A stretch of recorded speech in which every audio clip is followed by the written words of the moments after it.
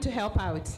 Nancy is coming to help out. You do not need your Kenyan ID, because we know that not all of us, but those without IDs as well, please take that so that you can become voters.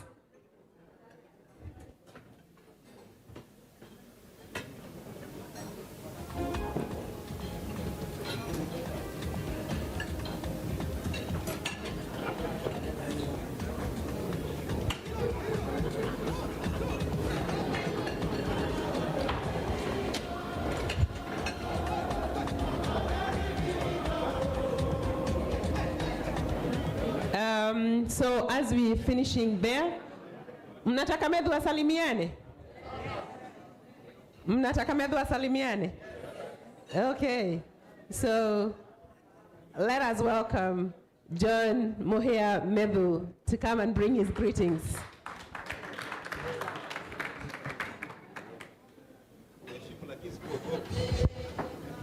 Thank you.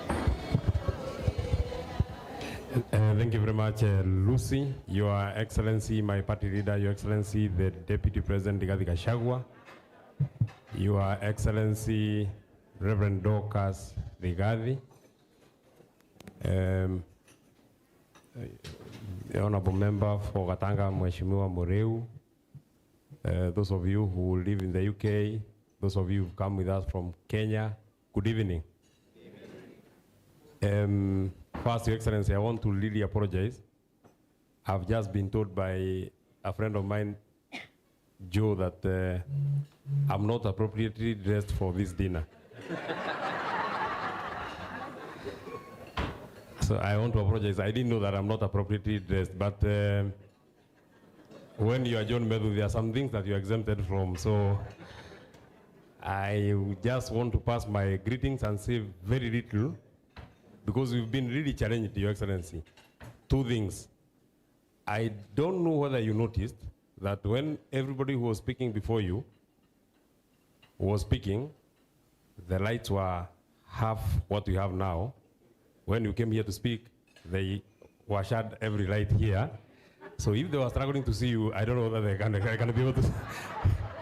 I wonder whether they can see me. So nitasema tu kidogo sana.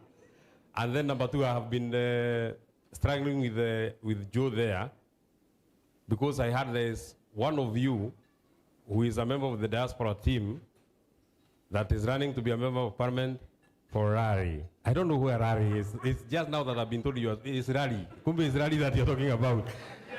Oh, Kumbe is Rari. You know, you're saying Rari. So we really got a challenge. Thank you very much, Your Excellency. The team that you sent me here with are very, very grateful, because we've been received very well. We have enjoyed this place. This was a nice venture. Unlike the many other places that you sent me, Nakasongo and Lucia Tiagas, this has been a different experience. I think you should be sending me to diaspora activities when you are. And more specifically, if you have anything else that you wanted to do, I hear you are supposed to be here for a month. So if there are things that will be outstanding, you can send me next week. It's not a problem. I'll come and represent you next week. It has been a very, very good experience. Only that I have to go back, because it is not appropriate that the general is not there, and those of us who are his lieutenants are not also there.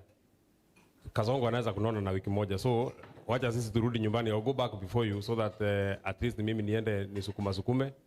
Lakini all of you have actually heard that I was very moderate in Olkalau. You've been told by His Excellency the Deputy President I was very moderate. I was extremely moderate. That's how moderate I was. Nilikuwa nimekatwa pembe kabisa na nilikuwa nimekatwa makucha kabisa. I was told to be very, very, very, very moderate. And I was extremely moderate. That's why I was speaking very politely. No, very politely. Unajua naambia mtu wewe na mimi nakuheshimu kama mzazi.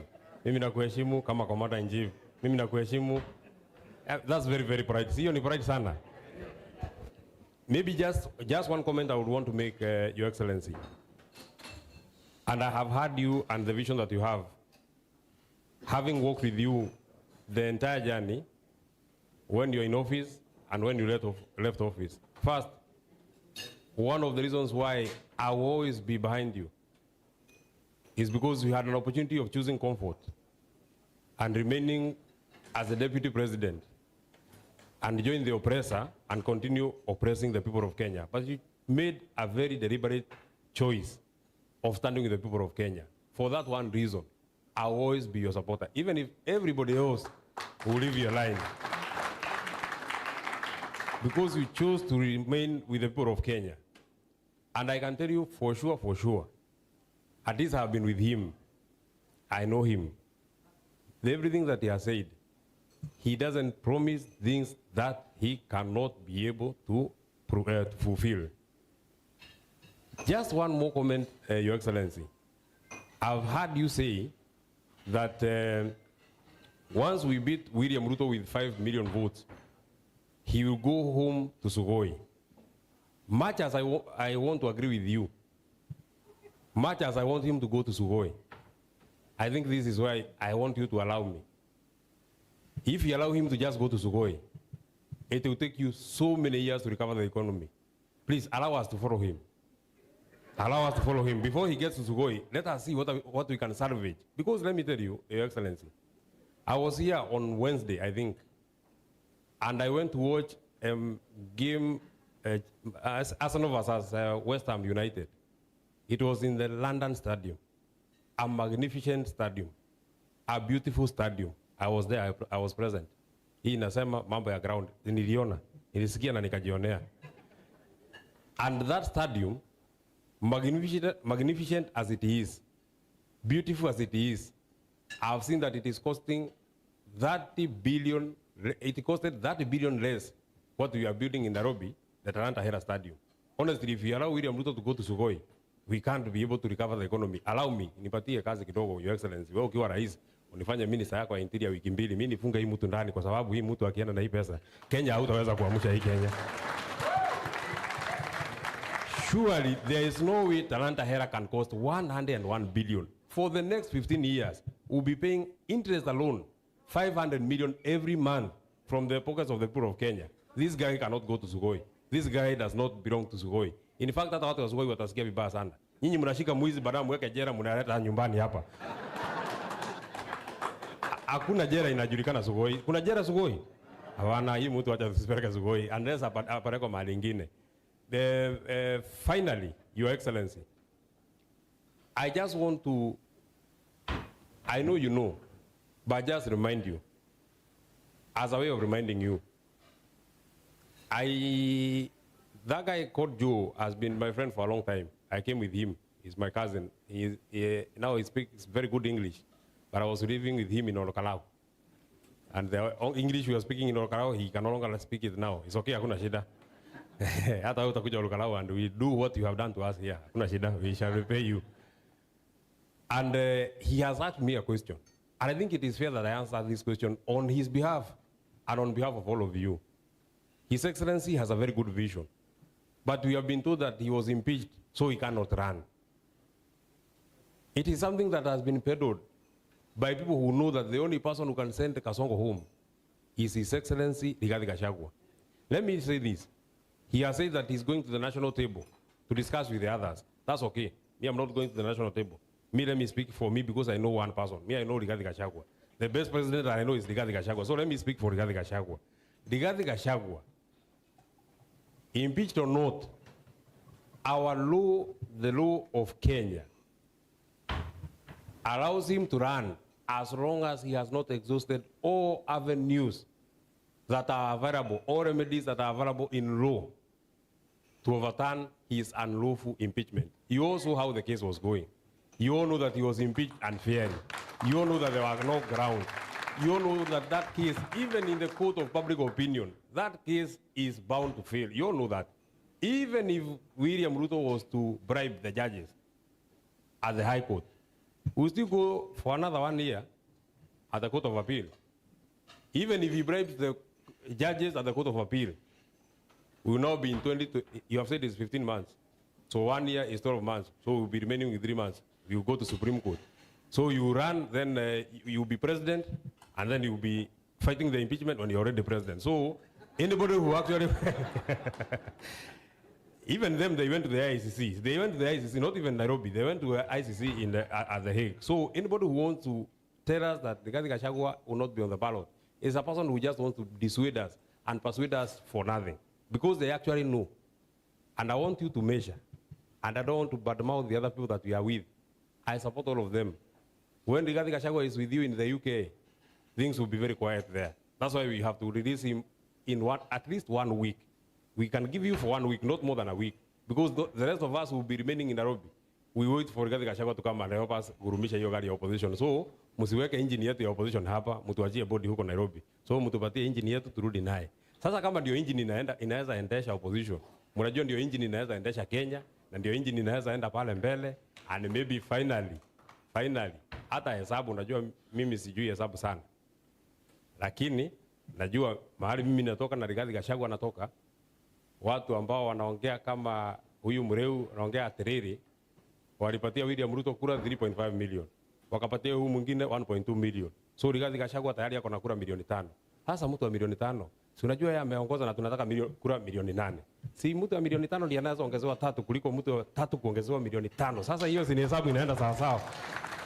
So me, I will not say anything more than that. Thank you very much. I'm so grateful. Your Excellency, I have not spent money on dinner since I came. The first day, I think we went to David Kimani's house, tukapatiwa barbecue. Then the next day, we went to Mureithe's house, tukapatiwa barbecue. I think then we were hosted by another Luo lady who is one time ndani kabisa, hata mimi nashangaa hii mtu atatoa kura wapi. Anaitwa Catherine Omolo. Yeye na yeye akatupatia barbecue. I have been fed here. The only thing that I will say when I go home, Lucy, is that unfortunately, since I came, I've been given Kenyan food, because you are calling Kenyan community, but all of you are very warm, and I am very grateful. Mareke gure mugathana ti hukuhenia. Ukikaga na safari ka gure da gutumana.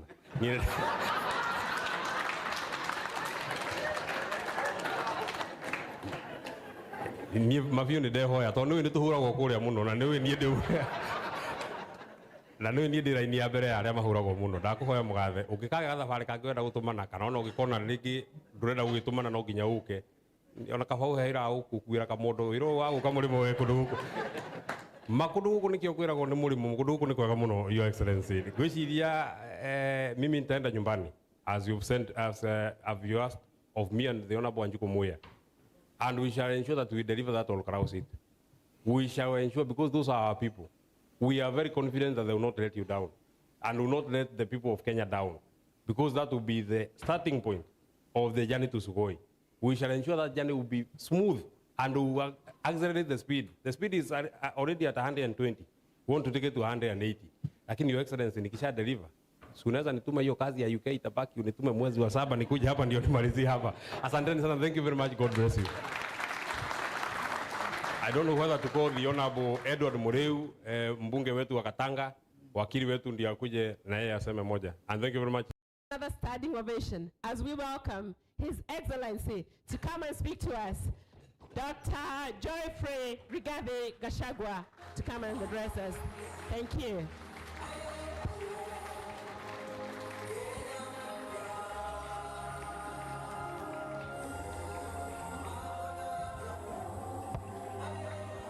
Thank you. Please be seated.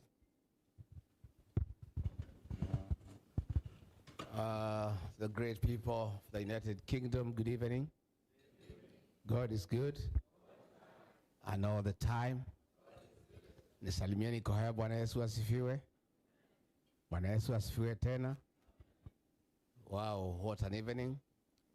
Let me first take this opportunity to thank all of you who are here tonight for this dinner in our honor.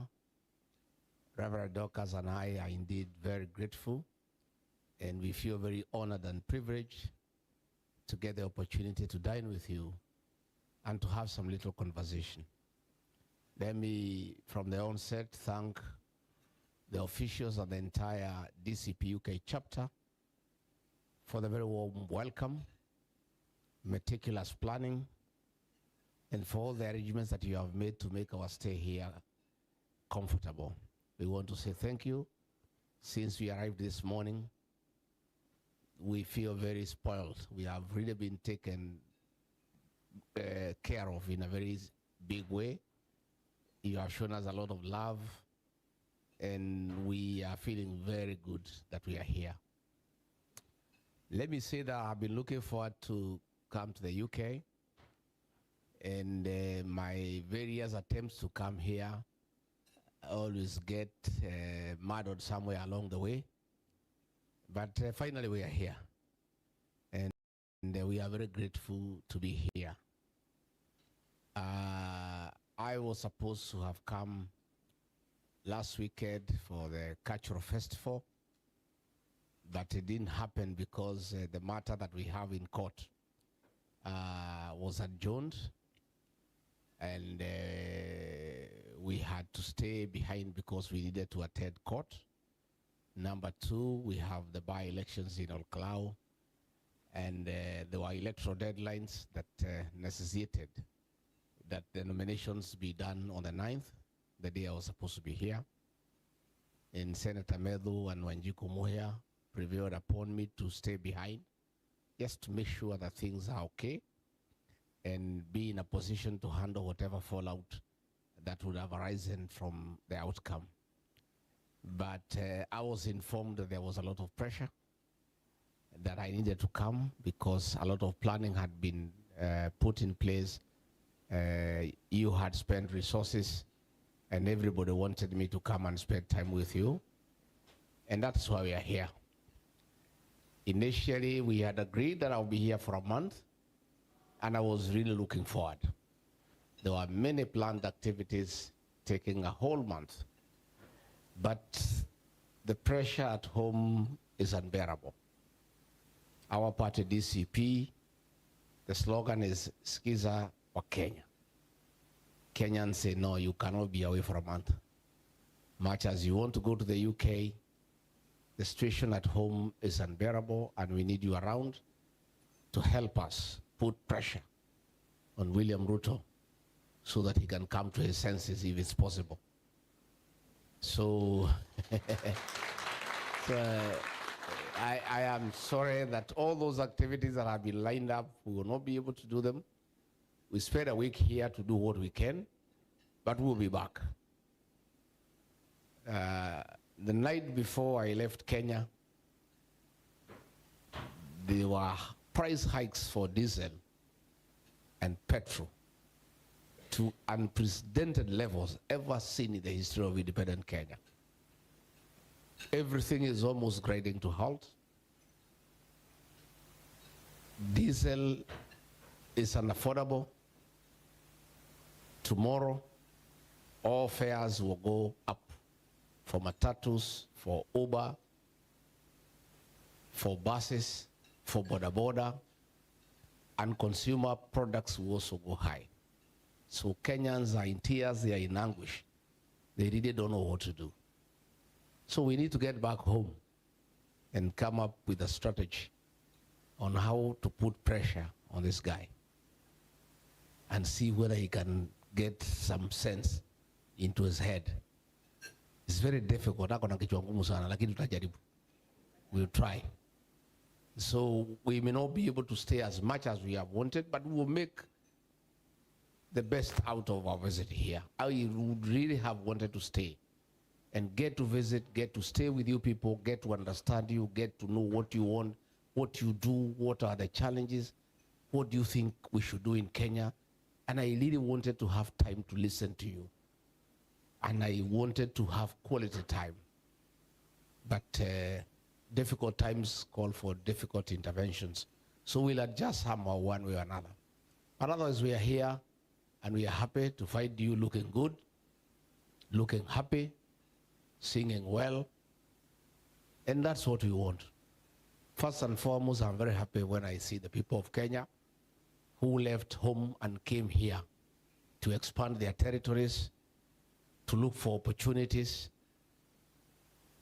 And I'm always very grateful that the people out of Kenya have a big impact back home. You people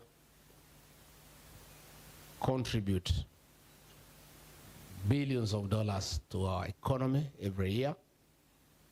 And you know that in the 70s, coffee was #1 foreign exchange earner for our country. It was overtaken by tea in the 80s. And tea, Kenyan tea, became the #1 foreign exchange earner. In the 90s, both tea and coffee were overtaken by tourism. And tourism became #1 foreign exchange earner to our country. But today, as we speak, for the last decade, the #1 foreign exchange earner for our country are the remittances from the diaspora, from you people. You are the drivers of the Kenyan economy. You are the ones who are driving our economy. The money that we use to pay our foreign debt, which is huge, comes from here. The hard currency that we use for importing goods from China comes from here. But it is sad that the people who contribute the highest amount in foreign exchange are not serious stakeholders of what happens in our economy. It cannot be. It cannot be. And that is what we intend to correct. That those who contribute the biggest amount to drive our economy must have a say in how those funds are utilized.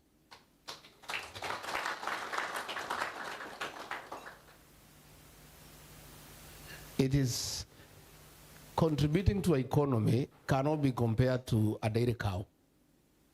You see, a dairy cow is just milk, but it has no say how the milk, whether it will be consumed. You know, people who contribute to the economy cannot be treated like a cow, that you just milk and that's it. You decide what to do with the milk. The diaspora people must have a say in the economic management of our country, in good governance, and they must also be active participants of driving the Kenyan economy. And that is why I said when I was in the US, I made a firm commitment to the diaspora people in the United States, and I want to make the same commitment to you tonight, that the administration that we intend to create next year, God willing, with the support of the people of Kenya through the ballot, is a partnership with the diaspora chapter. The Kenyan people out here will be part and parcel of the next administration. I know many of you may have one or two doubts because similar promises have been made before. The only difference is that all those people, and you know, who have been making those commitments, most of them are liars. But you know for sure that there is only when honest and truthful men in Africa, south of Sahara, north of River Limpopo, one man Rigathi.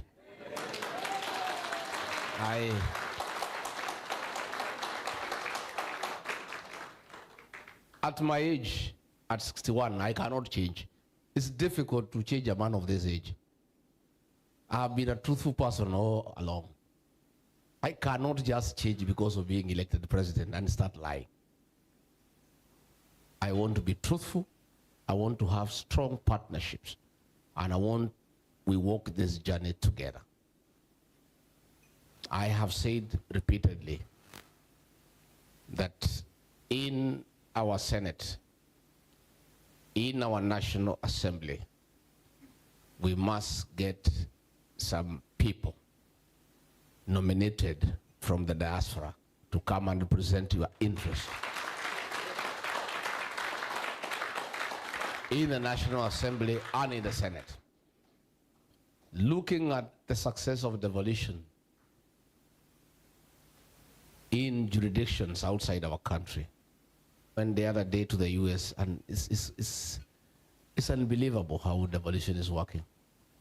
I want you people, because you have first-hand experience, to come and help us to strengthen devolution and to make it transformative so that our rural areas, our towns, can experience real growth. And one of the ways to do that is to tap from your knowledge and expertise. I will therefore, in our strongholds, in the counties where we shall have very strong presence in the county assemblies, be having a member from the diaspora in every county where we are strong, nominated to go to the county assembly and assist us to make good laws, to make devolution work. Again, in the executive, we must have people in the executive. We have abundance of knowledge and experience out here. You people, many people of you are in the health sector, where health is working, where health systems are working. We want to draw from that expertise. Kenya is not failing because we lack human resource. Kenya is failing because the current president has no regard for meritocracy. He has no regard for professionalism. He has no regard for experience. He has no regard for integrity. I want to say that I will be failing as a leader of Kenya if I fail to tap the expertise, the experience out here. Kenyans who have made things work in the UK, why can't they come back home and help us fix our country?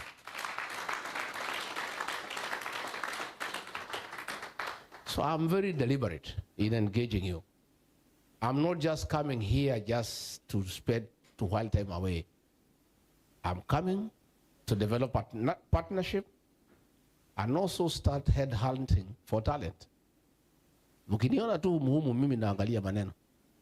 So that I also know that out here there are 2, 3, 4 people. We can ask them to come and help us. In the central bank, in the National Treasury, in the Ministry of Health, in the Ministry of Foreign Affairs, in the Ministry of Transport and Infrastructure, we have people who are well resourced. And it will be a crime to refuse to engage Kenyans who are knowledgeable and who can make a contribution to the development of their country. Again, in our foreign missions, I have said it again and again, and I want to repeat, that you people are best suited to run our embassies abroad. You understand, if the administration that we want to put up is to change our approach to diplomacy from the usual diplomacy of dinners and wines and champagne to commercial diplomacy. Who is better suited to know the business opportunities in the United Kingdom that can benefit Kenya than the team seated here? You know. So why do we need to bring a high commissioner to London who will take the first 3 years learning to know the road, the where, what for? Because a high commissioner is appointed for 4 years. So they come, the first 1 year, they are learning around to know what is what, looking for school for their children, isn't it? Knowing where is a supermarket, where is a good gyna, where is a good this and that. That is 1 year, it is finished. Then the second year, they want to start knowing which business opportunities are in the United Kingdom. Okay? The third year, they start now having a plan. The fourth year, they start implementing, their term is over. 4 wasted years. Why don't we just pick somebody who has lived here for 30 years? And I mean it because it's sensible. You know, things that are sensible requires no much thinking. You know, so I can't come here to be High Commissioner. I'll take a long time to settle down. I'll take a long time to settle down. So why don't we get people who are already settled?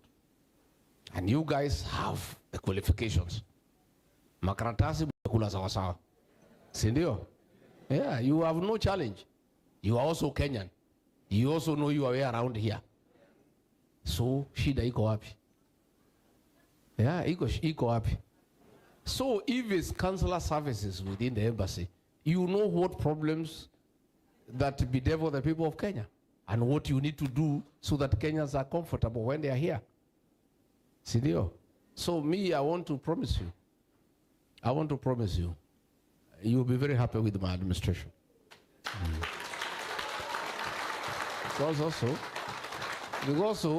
Because I listen to the ground, I have been listening to you people.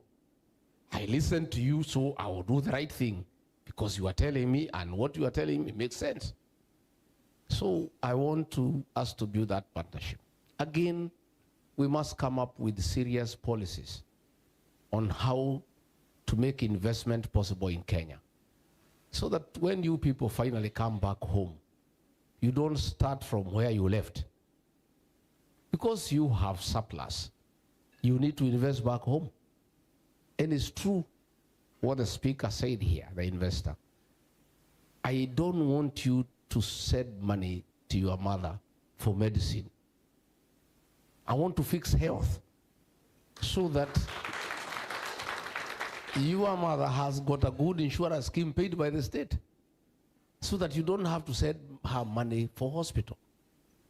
I want you to send your mother money to buy 2 dairy cows so that she can be self-sufficient. I don't want you to send your brother, your younger brother, money for education. We want the state to take care of education, so that whatever money you send to support your family is to make them grow bigger and to sustain themselves. You send money home to start a small irrigation project for your parents, so that they can grow their own vegetables, they can grow their own food, so that you don't have to send the money to go to the supermarket. That is what we would want to do. Gain your money from here. We want a policy where we get a bank for diaspora, so that this money of yours can earn you interest. If you look at the transaction fees you pay to the financial institutions, that money, if you had a bank for the diaspora, is a lot of money at the end of the year. And this is money that can be invested back. So there are many things we shall do together. And for the time we are here, we will listen to you, because we want to create a good environment back home for investment, so that we can attract manufacturers. So that when we get people from out here in the diaspora coming to invest in Kenya and start manufacturing farms, we create jobs for our young people. And we enhance the tax base.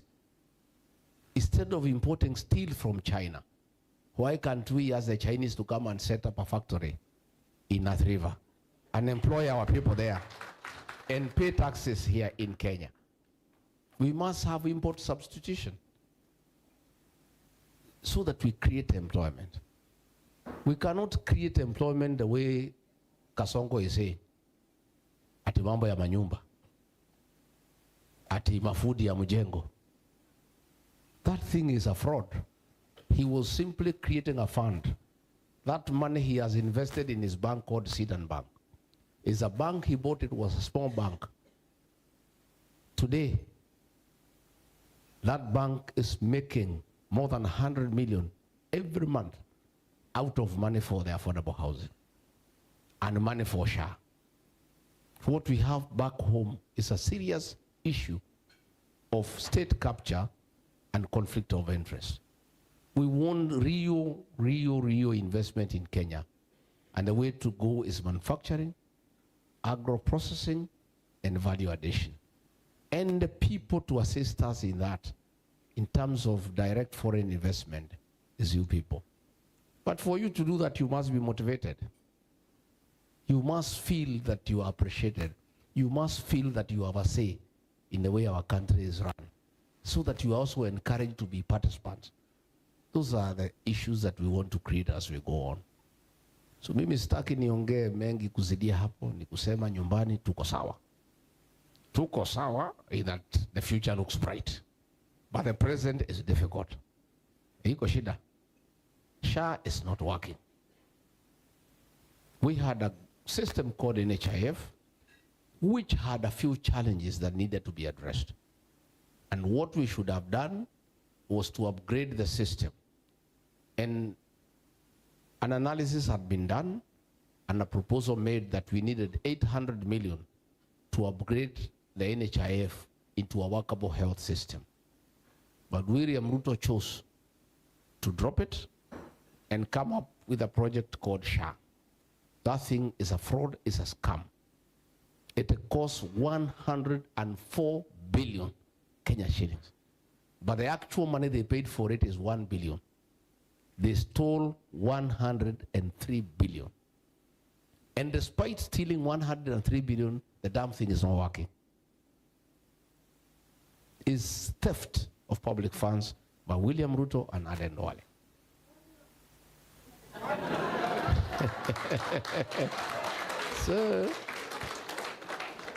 So our mothers are in anguish. When I came today at the airport, JKA, some 4 policemen escorted me and they were crying that their cover for insurance is not working.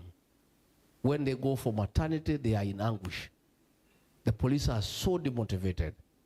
And as they were escorting me to the lodge, they were just saying, please, make sure this guy is one term. So one female police officer was even lifting her finger. So I told her, because there are cameras here, if you are seen lifting one finger, you'll be sacked, and you have young children. And I don't have a job to give you right now. Yeah? So akaweka kidole chini sana, haraka sana.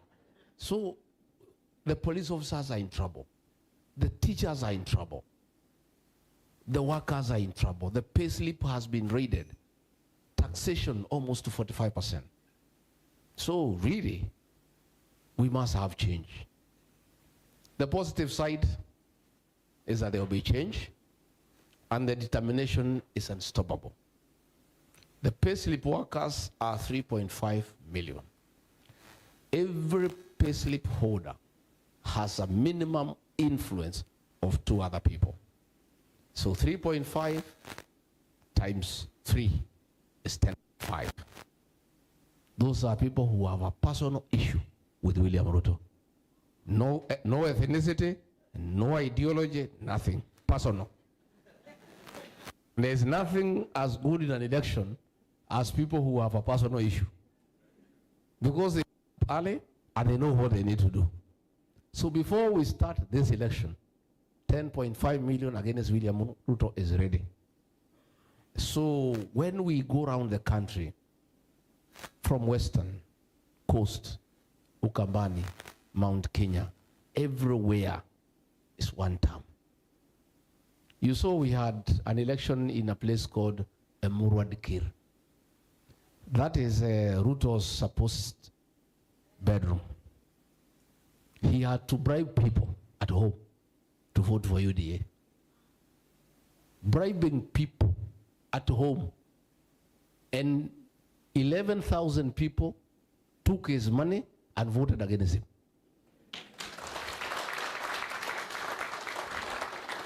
That is how sweet the whole thing is. I can tell you, that Rift Valley, we shall split with him half-half. And that is the only place he'll get half. That's the only place. Nyanza, where he was relying on, Akina Sivuna and group have 74%. The guy is in total trouble. Hata saa ingine mimi namuonea huruma hii jamaa, unajua alikuwa mtu yangu. Lakini nikikumbuka vile ameumiza wa Kenya nasema ni sawa. Is in trouble. And I can tell you there is no escape route. So that's the good news. The bad news is we have 15 months to go, struggling and suffering. And him and his people are stealing everything because they know they are not coming back. In fact, they are saying, like in football parlance, they are saying it's injury time. They are saying it's injury time. So they are stealing everything. And these guys have no qualms about destroying institutions. You know, ordinarily, even if you want to eat from a tree, you take the fruit. Once you eat the fruit, you look for some fertilizer and some water, you put so that the tree can give you fruits the next season. Sindio? So that is wisdom. Hawa watu, Ruto na watu yake, wanakula matunda, wanakula matawi, wanakula branches, wanakula the stem, wanakula mizizi, wanakula mpaka ile mchanga iko kwa hiyo miti. You know, surely we have never seen this kind of thing. It's unbelievable. It's like a stupid person who have had a dairy cow and you are taking milk. And you are using that milk, unakunywa ingine unauza, unanunua chakula. Then you decide to slaughter the cow and eat the meat. Then you start asking, kwani hakuna maziwa? That is the situation we are in. So in 15 months, Mungu atusaidie tuone itakuwa imebaki nini. Then we shall start from all over. And that is why you guys are important. We have to rely on you now to rebuild our country. We have to really cry to you to help us to invest back home and to look for investors to come and invest back home. By the time this guy goes, our debt will be almost 14 trillion. And today, we are spending every year 1.1 trillion to pay interest alone on the debts that we have. And he's still borrowing more. I'm told when I'm here,